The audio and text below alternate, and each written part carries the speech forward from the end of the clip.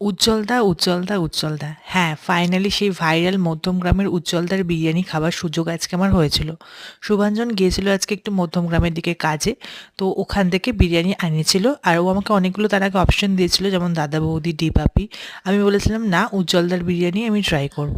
ওখানে এখনও কিন্তু অনেক লোকের ক্রেজ। এটা শুভাঞ্জন কয়েকটা ক্লিপিংস আমার জন্য এনেছে। তো বলল যে ভাইরাল দোকান তো, তাই জন্য এত বেশি ক্রেজ। এবার তোমাদেরকে বলি আসল কথা। মানে বিরিয়ানিটা আমার কেমন লেগেছে সেটার অনেস্ট একটা রিভিউ তোমাদের সাথে আজকে শেয়ার করি। আর শুভাঞ্জন এনেছিল স্পেশাল মাটন বিরিয়ানি, যেখানে হচ্ছে 2 পিস মাটন, 2 পিস আলু, 2টো ডিম ছিল। মাটনের সাইজ মোটামুটি ভালোই ছিল, চালটাও ঝুরঝুরে ছিল, আর আলুটাও সিদ্ধ ছিল। কিন্তু টেস্ট কিন্তু একদম নর্মাল দোকানের বিরিয়ানির মতো। এরকম মানে আহামরি কিছুই আমার লাগেনি সেভাবে। শুধু একটাই রিকোয়েস্ট ফুড ব্লগারদের, ভুলভাল ইনফরমেশন দিয়ে লোকের মধ্যে উত্তেজনা ক্রিয়েট করো না। এটা লোকাল বিরিয়ানি দোকানের মতোই খেতে একদমই।